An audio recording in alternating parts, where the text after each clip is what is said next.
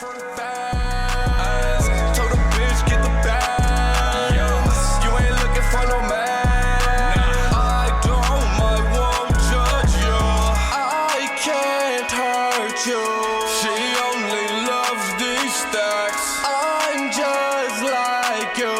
You bleed blue for the bank. What's good, everybody? I'm Brandon. Today I'm doing another video from Watch Mojo. These are the top 10 infamous mob hits. Y'all requested it. Don't trip you now. I got y'all.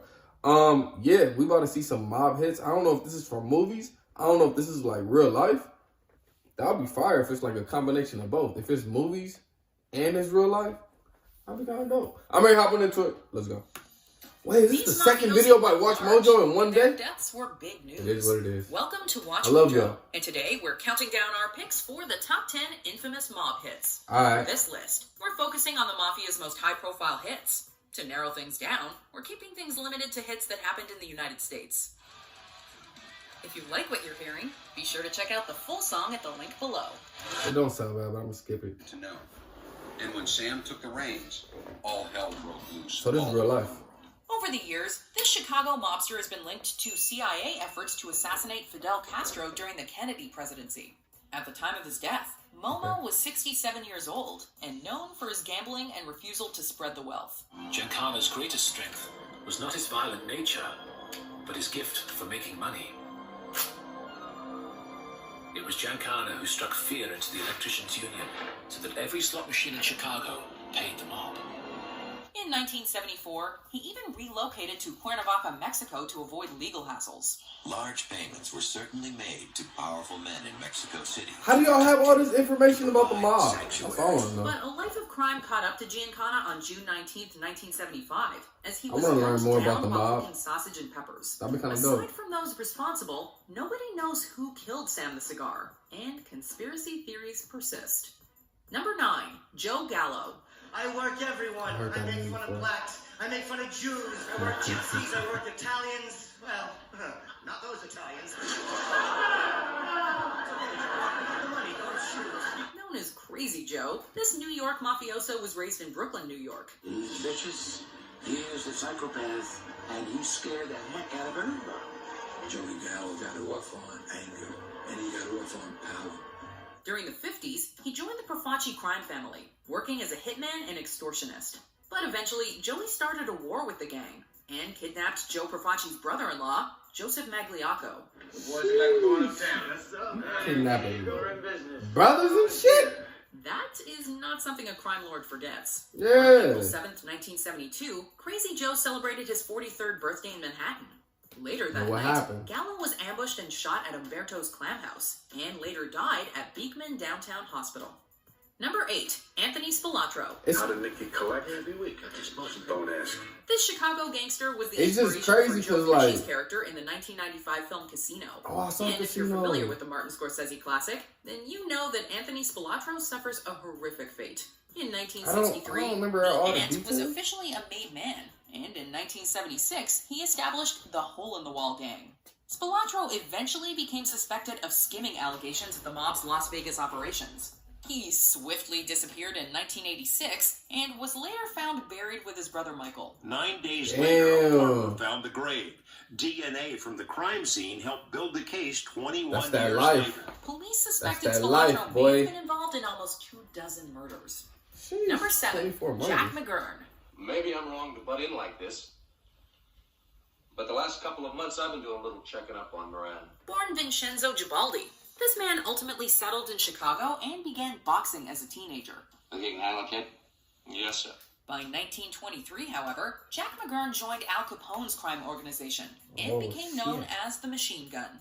He's known for slitting he's the throat killing all of singer type of Joe niggas. E. Lewis and allegedly helping plan the infamous St. Valentine's Day Massacre. Exactly 1 day and 7 years after the massacre, McGurn was gunned down in Chicago, and the killers left a telling clue, a Valentine with a poem. Jack McGurn, a Sicilian immigrant, was 33 years old, and his half-brother killed at Anthony DeMori was 33? also murdered 2 weeks later. Number 6, Angelo Bruno. Known as the Gentle Don, this iconic gangster was actually known to What avoid lifestyle y'all violence. think is harder? I mean, Bruno, The mobster, gangster, real time gangster, or like a street nigga, a gangbanger like? Bruno headed the Philadelphia normal Mafia, gangbangers but he from out began from making LA. enemies within the organization because of I his feel like greed. this mob life is crazier, bro. The Las Vegas of Europe. I feel like We need someone it's to more front money and someone to muscle for us. and it's On like March crazier 21st, shit. 1980, his own underboss, Antonio Let me know Capogro, what y'all think is allegedly crazier. had the docile Don killed outside his home on a South Philadelphia street. This did not go over well with the commission, the mafia's ruling body, which had not given their okay for the hit. As a result, Bruno's death was immediately avenged, as Caponegro was murdered for ordering his own boss's murder. Oh, I know. No, you don't know. We butter Bob, would you? Number 5, Paul Castellano. For years, Big Polly was a legend of the New York Mafia. The question is whether his death will spark a new mafia war in New York or be the end of one. By 1975, he succeeded Carlo Gambino as the head of the Gambino crime family, and once reportedly put a contract out on an undercover FBI agent. In the mid-80s, Castellano was arrested for racketeering, just as an associate named John Gotti put a deadly plan in motion. Hey, these niggas' lives are crazy, but it sound lit. Tell me you wouldn't want to live a type of life like this. I wouldn't. It's probably you probably scared for your life every day. On the evening of December 16, But it just sounds 1985, crazy. Castellano and his underboss, Thomas Bellotti, were both gunned down outside Manhattan's Spark Steakhouse. See, yeah, you probably Brazen gonna end up act that getting announced killed. a changing of the guard. I gotta be loyal. Without that, we crumble. Tell that to Paul Castellano. Number 4, Carmine Galante. Carmine Galante. He was head of the Bonanno crime family. Known as the Cigar, he was widely feared for his cruelty. How do you Born in become Harlem head to of Sicilian families and immigrants, shit? this man Like, became involved you know with what they probably organized had crime to do before his teenage years. before In the his 40s, teenage years. Carmine man. Galante worked as a hitman and later teamed up with Joseph Bonanno, leader of the Bonanno crime family. After 12 years in prison from 1962 to 1974, Galante attempted to run the drug trade, which greatly disappointed the 5 families. In 5 short years, he transformed the fortunes of the U.S. Mafia by leading it into an era of multi-billion-dollar profits That's a good thing then. and unparalleled violence. On July 12, 1979, the 69-year-old Galante was murdered in Bushwick, Brooklyn, at Joe and Mary's Italian-American restaurant. It was such a perfect hit that it entered mafia folklore. The commission had officially ordered the hit, and Galante famously died with a cigar in his mouth. The motive for the murder, however, was clear. Galante had become rich through drugs and refused to share his wealth. Number 3, Albert Anastasia. The American Mafia exists because of this Italian immigrant. What? In 1919, Albert Alright. Anastasia first arrived in the United States and was soon sentenced to death for a 1921 murder. But the Mad Hatter received a new lease on life when several witnesses disappeared. By 1957, Anastasia was a 55-year-old legend in the criminal underworld. He would not hesitate to resort to violence, Clearly, killing whether it niggas. was shooting or murdering anybody, just to advance his position. But the crime boss met a violent end when associates of Carlo Gambino, including the aforementioned Joe Gallo, allegedly murdered Anastasia at a Midtown Manhattan barbershop. Oh, I need to go in the back for him. Talking too long. that's what I'm saying. That lifestyle It's crazy. one of the most aggressive power moves in mob history. It's not a mob hit where they take you in the woods. It's happened right there in the middle of New York City. That's one of the reasons it's iconic. It's so visible. Number 2, Benjamin Bugsy Siegel. Is the mob mostly only in New York? This Jewish mobster was a founding You member always of hear about it in New York. You don't Bugsy ever hear Siegel about was one of the main a players mob of in our fucking program, California. which was the enforcement arm of the Lucky Luciano mob. Benjamin Bugsy Siegel is also responsible for developing a small desert town called Las Vegas. Take a look Oh, at shit. this place, this beautiful place.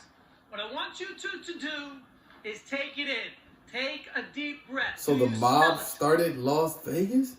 That's fucking crazy. They probably heavy in Vegas then, nigga. Born in Brooklyn, Bugsy began a life of crime as a young man, and his organizational skills led him all the way out west. At age 14, he started his first gang. I want more information about the mob. Intimidate push cart. I want to learn. I want to learn about the mob. This is hella interesting. When they questioned what they needed protection from, he would throw kerosene on their push carts, set them on fire. Unfortunately for Siegel, They fucking his brash crazy. demeanor and lavish lifestyle made him many enemies, and one of them showed up at his Beverly Hills home on June 20th, 1947. So I think the decision was made that the only way to tell him he was finished What's to finish him? As Bugsy read the LA Times inside, an unknown assassin fired through a window. They got all these mob movies. All I gotta do is watch mob movies and I'll get all the information, bro. That's crazy. I told you I'm a nerd. I love to learn. I love to learn. Videos or all of them. If you're on your phone, make sure you go into your settings and switch on notifications. Okay. Number 1, the St. Valentine's Day Massacre. This is a raid! Everybody, against the wall! I should probably watch this movie, The Making of the Mob. Individual mob hits have symbolized a transfer of power. In 1929, Al Capone made a major move by taking out several members of an Irish gang led by George Bugs Moran. 2 supposed police officers arrived at a North Chicago warehouse and, along with 2 other hitmen, massacred 7 gangsters with Thompson submachine guns and shotguns. Moran pointed the finger at Capone, but Al had an airtight alibi. He was in Florida in a meeting with the district attorney in Miami at the time of the shootings. A contract killer named Frank Gusenberg survived the attack, but he refused to identify the assassins before passing away hours later. It's the stuff of movies. It's also a disturbing real-life mob hit that sheds light on the brutality of Prohibition-era America. All right, let's go. Prohibition era. You better be kidding. Move. Look at where he lives now. Flat feet. Wait till you hear about this downtown. Bro, first and foremost, shout out Watch Mojo. Great video. Thank y'all for requesting this. I'm actually about to dig. I'm actually about to do like research into the mob. Not research like I'm about to be looking hella shit up. I'm about to just watch like hella mob movies. I didn't even know I was kind of like attracted to that. I never watched anything on the mob like that. I watched The Godfather when I was a kid. Other than that, like I would watch mob movies here and there randomly. I watched the one with Denzel Washington. Other than that, I haven't really watched mob movies like that. But that shit sounded hella interesting to me. I might watch a mob movie actually when I'm done doing this. Let me know what y'all thought. Peace.